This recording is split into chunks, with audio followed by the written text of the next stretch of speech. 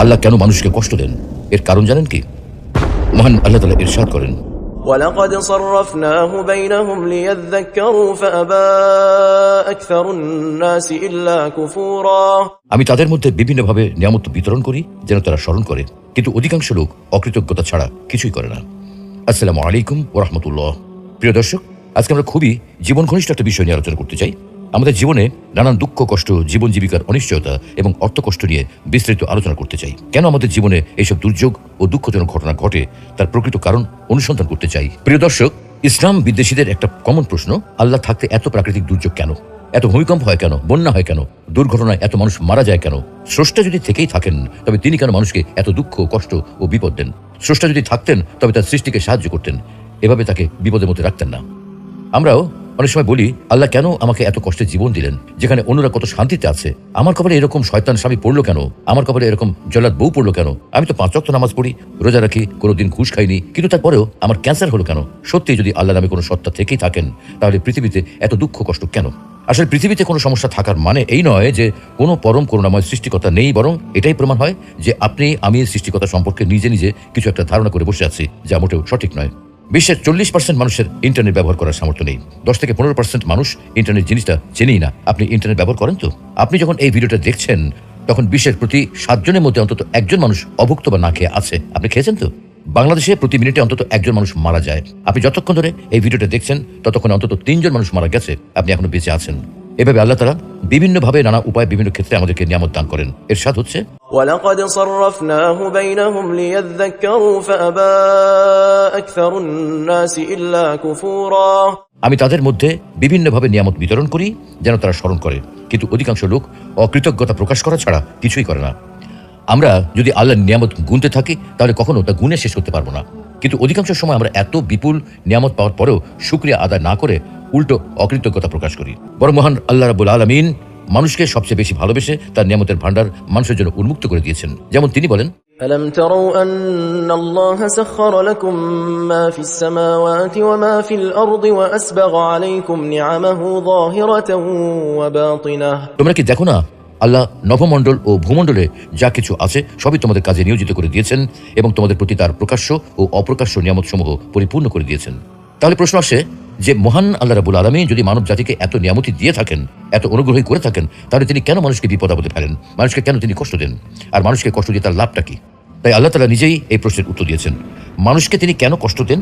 এত অসীম রহমতের অধিকারী হওয়া সত্ত্বেও কেন তিনি মানুষকে বিপদ আপদ দেন? তার উত্তরে পবিত্র কোরআনুল কারীমে স্বয়ং আল্লাহ রাব্বুল আলামিন নিজেই বলেছেন, وَلَنَبْلُوَنَّكُم بِشَيْءٍ مِّنَ الْخَوْفِ وَالْجُوعِ وَنَقْصٍ مِّنَ الْأَمْوَالِ وَالْأَنفُسِ وَالثَّمَرَاتِ وَبَشِّرِ الصَّابِرِينَ। অবশ্যই আমি তোমাদেরকে পরীক্ষা করব কিছুটা ভয়ে, ক্ষুধা, মাল ও জানের ক্ষতি এবং ফল ফসল বিনষ্টের মাধ্যমে, তবে ধৈর্য ধারণকারীদের সুসংবাদ দাও। তার মানে আল্লাহ তাআলা আমাদেরকে পরীক্ষা করবেন, আমাদেরকে পরীক্ষা করার জন্যই দুঃখ কষ্ট দিয়ে থাকেন। এটাই তার সংবিধান, এটাই তার নিয়ম।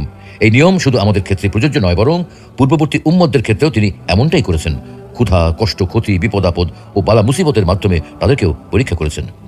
পবিত্র কোরআনে আল্লাহ বলছেন, وَلَقَدْ فَتَنَّا الَّذِينَ مِن قَبْلِهِمْ فَلَيَعْلَمَنَّ اللَّهُ الَّذِينَ صَدَقُوا وَلَيَعْلَمَنَّ الْكَاذِبِينَ। আমি তাদেরকেও পরীক্ষা করেছি যারা তাদের পূর্বে ছিল। আল্লাহ অবশ্যই জেনে নেবেন যারা সত্যবাদী, এবং নিশ্চয়ই তিনি মিথ্যুকদের ব্যাপারেও জেনে নেবেন। প্রিয় দর্শক, এতক্ষণের আলোচনা থেকে আল কোরআনের ভাষায় বলা যায়, নিশ্চয়ই আল্লাহ তাআলা আমাদের ঈমান পরীক্ষা করার জন্যই বিভিন্ন সময় আমাদেরকে বিপদ আপদ দিয়ে থাকেন। তাফসীর ইবনে কাসিরে সূরা বাকারার 155 নম্বর আয়াত এর ব্যাখ্যা করা হয়েছে এইভাবে যে নিশ্চয়ই আমি তোমাদেরকে ভয় ও ক্ষুধা এবং ধন সম্পদ, জীবন ও ফল ফসলের ক্ষয়ক্ষতি দ্বারা পরীক্ষা করব, তবে ধৈর্যশীলদের সুসংবাদ প্রদান করো। অর্থাৎ এই আয়াতের মাধ্যমে আল্লাহ তাআলা ঘোষণা করেছেন যে তিনি অবশ্যই বিপদ আপদের মাধ্যমে নিজ বান্দাদের পরীক্ষা করেন। তবে যখন মুমিনগণ ধৈর্য ধারণ করার মাধ্যমে এই পরীক্ষায় উত্তীর্ণ হয় তখন তারা প্রতিদান পেয়ে থাকেন।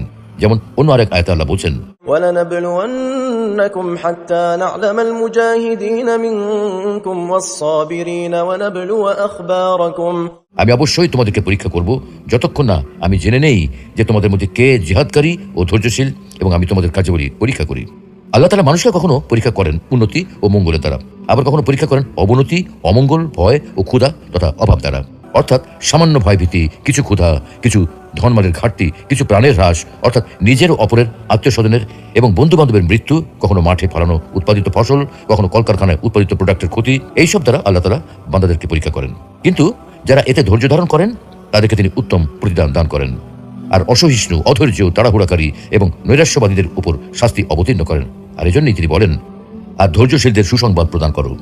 কোন কোন মুফাসসির বলেন, এই আয়াতে ভয় দ্বারা মহান আল্লাহর ভয় এবং ক্ষুধা দ্বারা সাওম উদ্দেশ্য, আর কিছু ধন সম্পদের ঘাটতি দ্বারা যাকাত উদ্দেশ্য, কিছু প্রাণের হ্রাস দ্বারা রোগ ও দুর্ঘটনায় মৃত্যু উদ্দেশ্য, এবং ফল ফসলের ক্ষয়ক্ষতি দ্বারা সন্তান সন্ততির ক্ষতির উদ্দেশ্য। এইসব উক্তির বিষয়ে আমাদের হয়তো আরও গবেষণা করা প্রয়োজন। কিন্তু একটা বিষয় খুবই পরিষ্কার, পরীক্ষা করা ব্যতীত এবং পরীক্ষা পাশ হওয়া ব্যতীত আল্লাহ তাআলা সাধারণত কাউকে কোনো পুরস্কার দান করেন না। বিপদ আপদে আল্লাহর উপর নির্ভরশীলতার উপকারিতা। সুপ্রিয় দর্শক, উপরের আয়াতের ব্যাখ্যা বিশ্লেষণে আমরা দেখেছি যে আল্লাহ তাআলা ধৈর্যশীলদের পুরস্কার দান করেন। এখন কথা হলো, ধৈর্যশীল কারা? ধৈর্যশীলদের পরিচয় বর্ণনা করে আল্লাহ নিজে ঘোষণা দিচ্ছেন যে এই সব লোক তারাই যারা সংকট, সংকীর্ণতা ও বিপদ আপদের সময় ইন্না লিল্লাহ পড়ে এবং একথার দ্বারা নিজেদের মনকে সান্ত্বনা দেয় যে সেটা করার অধিকার আল্লাহর আছে। তখন বান্দার এই উক্তি ও মনোভাবের কারণে তার উপর আল্লাহর রহমত, দয়া ও অনুগ্রহ অবতীর্ণ হয়। সে শাস্তি হতে মুক্তি লাভ করে এবং সুপথ প্রাপ্ত হয়। আমিরুল মুমিনিন ওমর ইবনে খাত্তাব রাদিয়াল্লাহু তাআলা আনহু বলেন, সম্মান অর্জনের জন্য দুটি জিনিসের প্রয়োজন, একটি হলো সালাত আর একটি হলো রহমত। কিন্তু এই দুটির একটি মধ্যবর্তী জিনিস রয়েছে, আর সেটা হলো হিদায়াত। এগুলি ধৈর্যশীলরা লাভ করে থাকেন।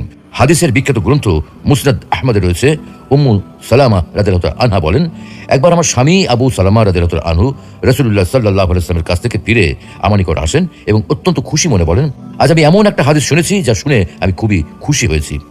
যখন কোনো মুসলিমের উপর কোনো কষ্ট ও বিপদ পৌঁছে এবং সে ইন্না লিল্লাহ পড়ে ও এই দোয়া পাঠ করে, তখন আল্লাহ তাকে অবশ্যই বিনিময় ও প্রতিদান দিয়ে থাকেন। اللهم آجرني في مصيبتي واخلف لي خيرا منها। হে আল্লাহ, আমাকে মুসিবতের সময় ধৈর্য ধরার শক্তি দান করুন এবং এর পরিবর্তে উত্তম প্রতিদান দান করুন। উম্মু সালামা রাদিয়াল্লাহু তাআলা আনহা বলেন, আমি এই দোয়াটি মুখস্থ করে নেই।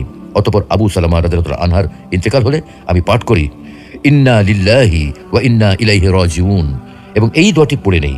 কিন্তু আমার ধারণা হয় আবু সালামা রাদিয়াল্লাহু তাআলা আনহার চেয়ে ভালো স্বামী আমি আর কাকে পাবো। কিন্তু বাস্তবতা হচ্ছে, আমার ইদ্দত শেষ হওয়ার পর রাসূলুল্লাহ সাল্লাল্লাহু আলাইহি ওয়াসাল্লাম আমাকে বিয়ে করার ইচ্ছা প্রকাশ করেন। প্রস্তাব পেয়ে আমি বললাম, এটা তো আমার জন্য বড়ই সৌভাগ্যের ব্যাপার, কিন্তু আমার কিছু সমস্যা আছে।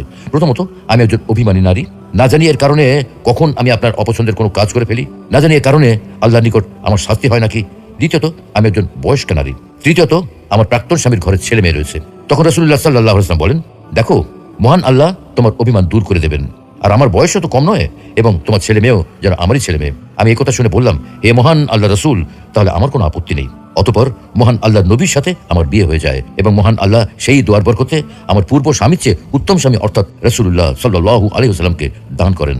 আবু সিনান রাহমাতুল্লাহ আলাইহি থেকে বর্ণিত, তিনি বলেন, আমার ছেলে সিনানকে আমি দাফন করলাম।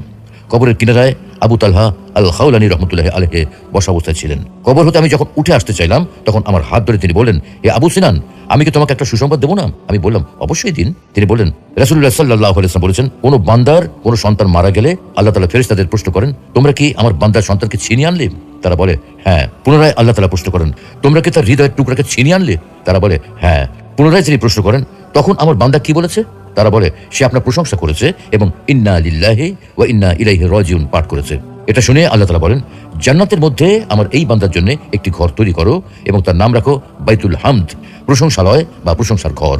কারণ এই ঘরের অধিবাসী বান্দা বিপদে পড়ার পরেও আমার উপর ভরসা রেখেছে এবং আমার প্রশংসা করেছে। প্রিয় দর্শক, এতক্ষণ ধরে আমরা যে সকল আয়াত ও হাদিস উল্লেখ করেছি, সেগুলো থেকে সুস্পষ্টভাবে বোঝা যায় যে আল্লাহ তাআলা আমাদেরকে পরীক্ষা করবেন বিভিন্ন বিপদ, দুঃখ, কষ্ট, ক্ষতি ইত্যাদি দিয়ে। আমাদের পূর্বে যেসব মানুষ ছিল, যেসব উম্মত এসেছিল, তাদের সবাইকেই আল্লাহ তাআলা কোনো না কোনোভাবে পরীক্ষা করেছেন। আমাদেরকেও তিনি কোনো না কোনোভাবে পরীক্ষা করবেন। আমাদেরকে সেই পরীক্ষায় উত্তীর্ণ হতে হবে। এই পরীক্ষার মাধ্যমে বের হয়ে আসবে কারা ধৈর্যশীল, কারা তার উপর ভরসাকারী, আর কারা তার প্রতি অকৃতজ্ঞ ও হতাশাবাদী। আমরা যদি এই পরীক্ষায় উত্তীর্ণ হতে পারি, তবে পুরস্কার হিসেবে রয়েছে জান্নাত, আর না হতে পারলে জাহান্নাম। তাই আমাদেরকে ধৈর্যশীল হতে হবে, কারণ আল্লাহ আগেই আমাদেরকে জানিয়ে দিয়েছেন তিনি আমাদেরকে পরীক্ষা করবেন বিপদ আপদ, দুঃখ, কষ্ট ইত্যাদির মাধ্যমে। যেহেতু আমাদেরকে আগে পরীক্ষা করার কথা জানিয়ে দেওয়া হয়েছে, তাই আমাদেরকে সেই পরীক্ষাতে উত্তীর্ণ হতেই হবে। আপনি আল্লাহর নেওয়া এই পরীক্ষায় সফল না হতে পারলে শাস্তি হিসেবে রয়েছে জাহান্নাম। আপনি এই পরীক্ষায় উত্তীর্ণ না হয়ে যদি জাহান্নামে যান, তবে এই জাহান্নামে যাওয়ার জন্য আপনি নিজেই দায়ী থাকবেন। কোনোভাবেই আপনি আল্লাহকে দোষারোপ করতে পারবেন না, কারণ আল্লাহ আপনাকে কোরআনের মাধ্যমে আগেই জানিয়ে দিয়েছেন তিনি আপনাকে পরীক্ষা করবেনই। তাই সর্বদা ধৈর্যশীল থাকুন, তার উপর ভরসা করুন এবং আল্লাহর শুকরিয়া আদায় করুন। আল্লাহ রাব্বুল আলামিন আমাদের সকলকে বিপদ আপদে ধৈর্য ধারণ করার তৌফিক দান করুন, সকল দুঃখ কষ্টে ধৈর্য ধারণ করার তৌফিক দান করুন, আর্থিক অভাব অনটনের সময়ে ধৈর্য ধারণ করার তৌফিক দান করুন, রোগ শোকের সময় ধৈর্য ধারণ করার তৌফিক দান করুন, স্বজন প্রিয়জন হারানোর সময়ও ধৈর্য ধারণ করার তৌফিক দান করুন। আমিন।